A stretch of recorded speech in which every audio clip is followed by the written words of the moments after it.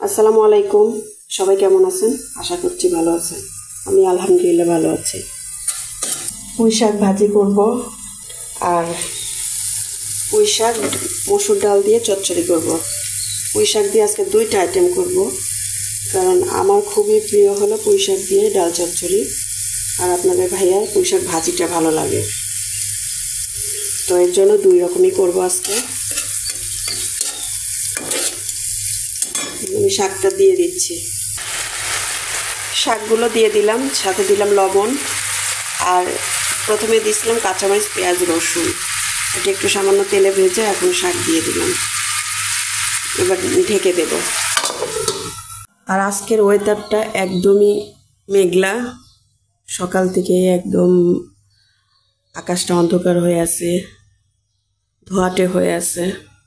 সারাদিনই এরকম যাচ্ছে, কোনো রোদ নাই।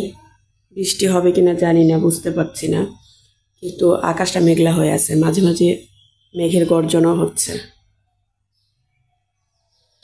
আজকে রান্নাবান্নায় কোনো মন নাই, কোনো রান্নাবান্না করতে ইচ্ছা করতেছে না, ভালো লাগতেছে না।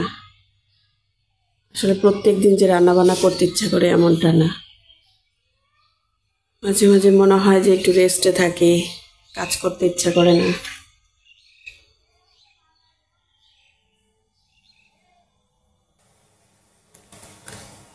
আচ্ছা আপুরা, আপনারা বলেন, আপনাদের কি প্রত্যেক দিন কাজ করতে ইচ্ছা করে, প্রতিদিন রান্না করতে ইচ্ছা করে?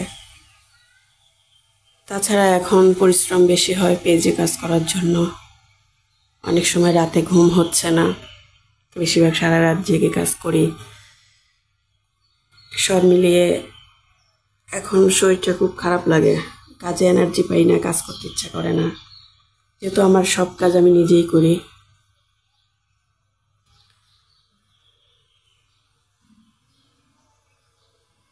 তো যতটুকু পারি আজকে তাই করব।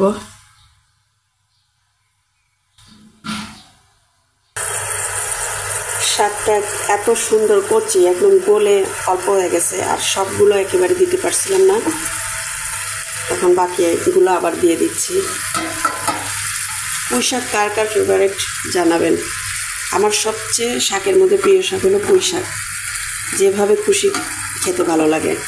তবে সবচেয়ে ভালো লাগে মসুর ডাল দিয়ে চচ্চড়িটা। সেজন্য শাক যদি বেশি পরিমাণে থাকে আমি সামান্য হলেও আমার জন্য ডাল দিয়ে চচ্চড়ি করি।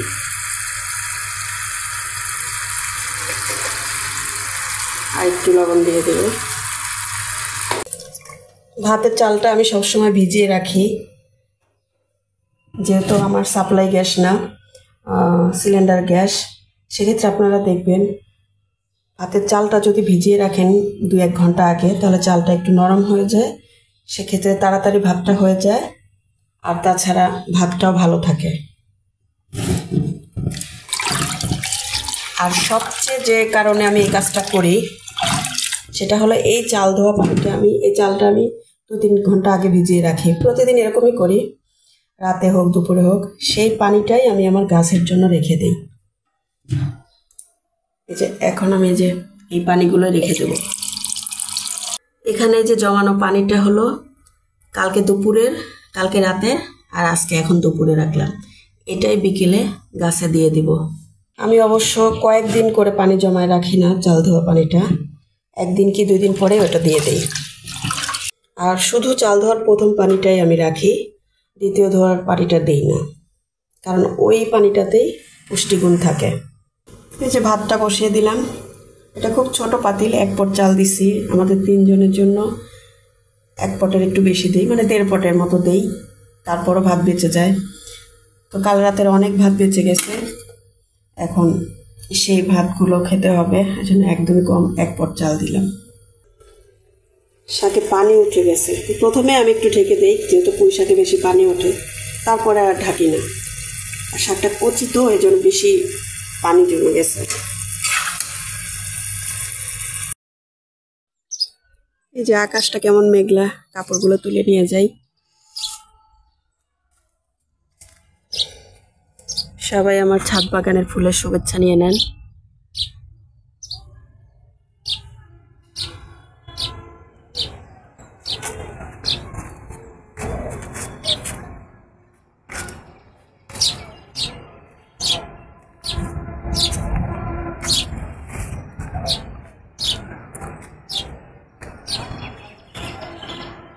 মেঘ কিন্তু ডাকতেছে, আপনারা হয়তো শুনতে পাচ্ছেন না, মেঘের গর্জন হচ্ছে থেকে থেকে।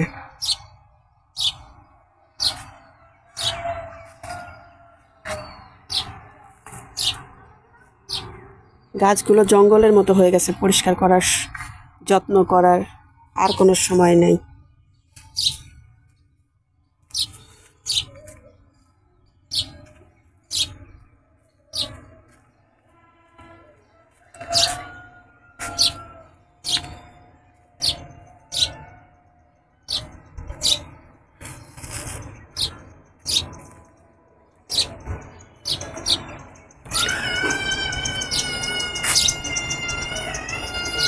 আসলে ক্যামেরায় সেরকম বোঝা যাচ্ছে না, একদম কালো হয়ে আছে মেঘ। একটু বৃষ্টি হলে ভালো হতো।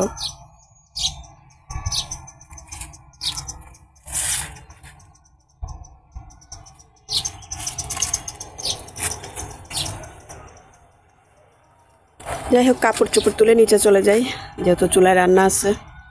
সবাই সাথেই থাকুন। আজকে কিছুই ভালো লাগতেছে না, রান্না বান্না একদমই করতে ইচ্ছা করতেছে না।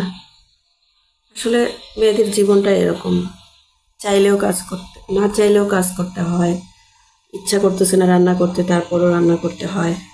মেয়েদের আসলে কোনো ছুটি নাই, মেয়েদের আসলে কোনো রেস্ট নাই, কোনো অবসর নাই, কোনো ঈদ নাই, কোনো শুক্রবার নাই। মেয়েদের জীবনটাই এমন, ইচ্ছে না করলেও কাজ করতে হয়, ইচ্ছা না করলেও রান্না করতে হয়। আমার মতো কি আর কোনো আপুদের এরকম হয় কিনা একটু জানাবেন। আজকে একদমই মেঘলা মেঘলা আকাশ, শরীরটাও ম্যাজম্যাজ করতেছে। অনেকদিন হলো শরীরটা ভালো যায় না, রান্না বান্না একদমই করতে ইচ্ছা করতেছে না, কিছুই ভালো লাগতেছে না। তারপরও হালকা পাতলা যতটুকু করার করতেছি।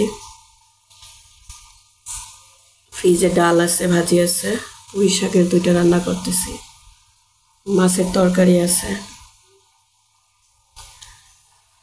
কি আর করা, কাজ না করতে ইচ্ছা করলেও করতে হয়। আর তাছাড়া আমি, আপনারা ভাববেন যে এই আপুর মানে সবসময় এটা বলে, আসলে আগে এরকম হতো না। আমার প্রচুর ছাদ বাগানে গাছ আছে, ইনডোর প্লান্ট আছে, কিন্তু এখন বেশি খারাপ লাগে। মানে সংসারের পাশাপাশি এগুলোও করতাম, কিন্তু এখন বেশি খারাপ লাগে। 2টা পেজ চালাই, অনেক পরিশ্রম হয়। আমার একটা ফোন থেকে ভিডিও করি, তো আমার মেয়ে এডিটিং করে, ও ফোনে ব্যস্ত থাকে, তখন আমি এঙ্গেজমেন্ট সারতে পারি না, কমপ্লিট করতে পারি না।